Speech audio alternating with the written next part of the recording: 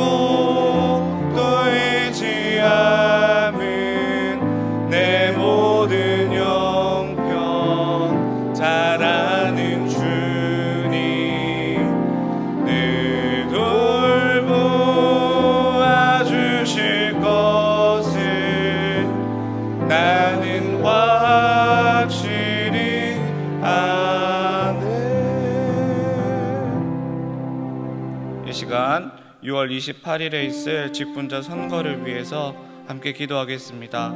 하나님을 사랑하고 주님의 몸된 우리 대형교회를 사랑하고 담임 목사님과 같은 생각, 같은 뜻, 같은 말로 잘 도울 일꾼이 세워지게 하소서. 또한 하나님과 사람 앞에 늘 겸손하며 성령 충만하고 지혜롭고 좋은 성품을 가진 믿음 좋은 직분자가 뽑히게 하시고 모두에게 은혜를 주셔서 선거로 인해 시험되는 분이 없게 하소서. 모든 중직선거 절차가 은혜롭게 진행되어 하나님께 영광이 되고 모든 성도들에게 기쁨이 되게 하소서. 우리 함께 기도드리도록 하겠습니다.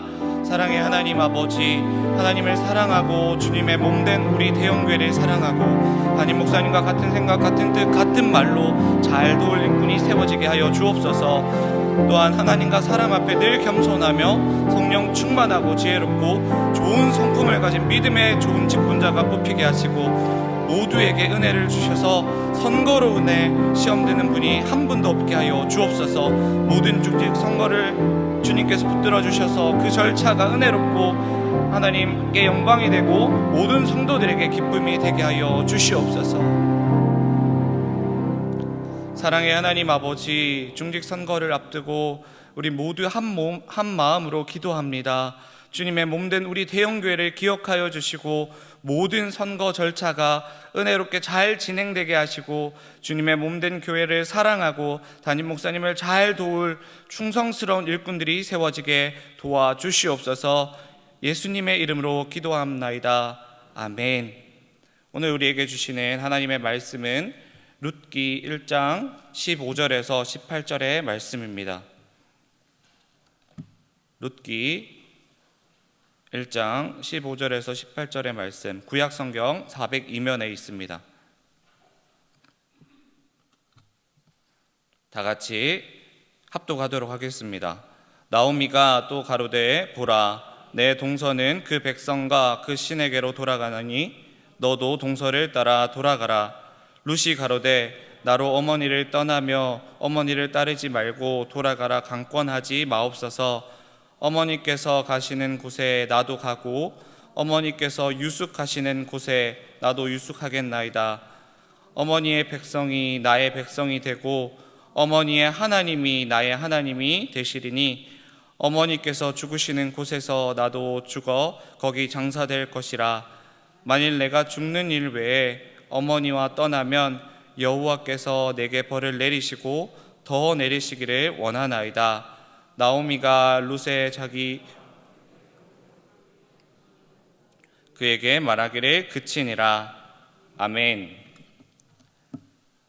70년 전 오늘 북한은 소리 소문 없이 이 땅을 남침하였고 우리나라는 속수무책으로 밀리고 또 밀릴 수밖에 없었습니다.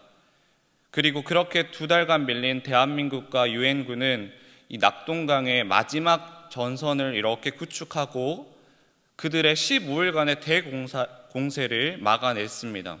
그리고 이어서 우리가 잘 아는 것처럼 메가더 장군을 필두로 인천 상륙작전을 개시하였고 전쟁의 반전이 일어나기 시작한 것이죠.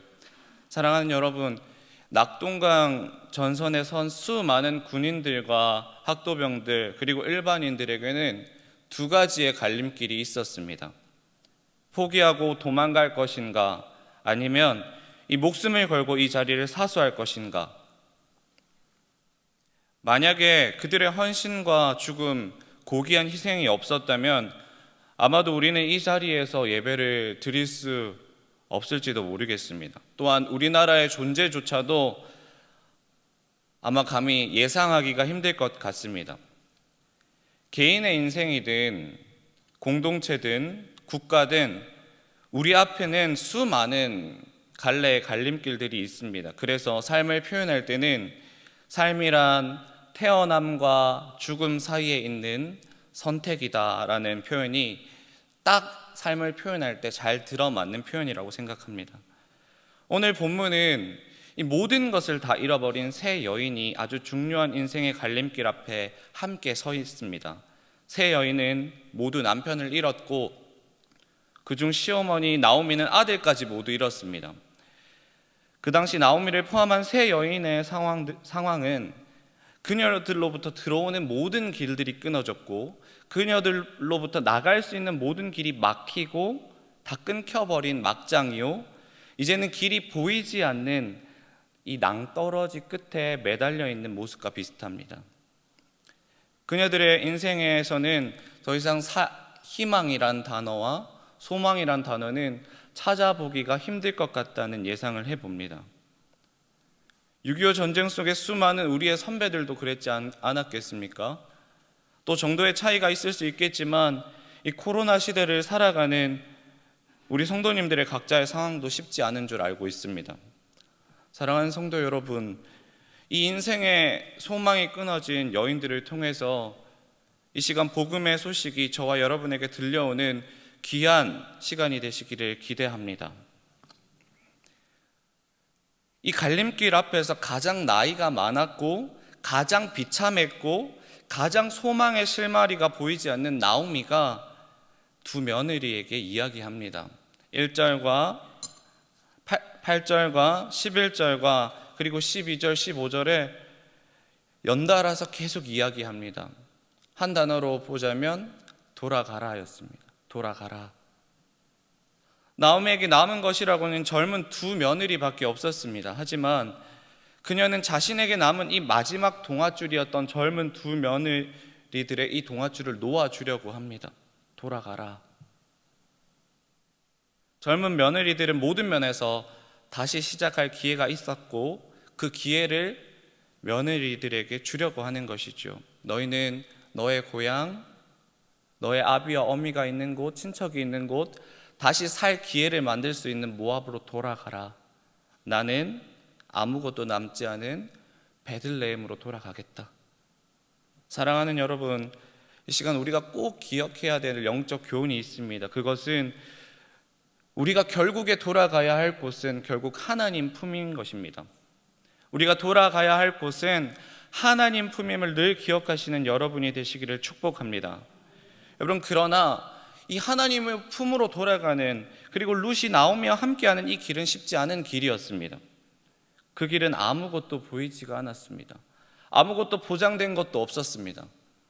사람은 누구나 모험보다 안정을 추구하기 마련이지요. 그러나 룻이 이 나오미를 따라가기로 한 이 길은 아무것도 보이지 않고 깜깜하고 막막한 길이었습니다. 심지어는 그 당시에는 혹과 같았던 늙은 시어머니까지 모셔야 하는 아주 답답하고 답이 전혀 보이지 않는 그런 길이었습니다.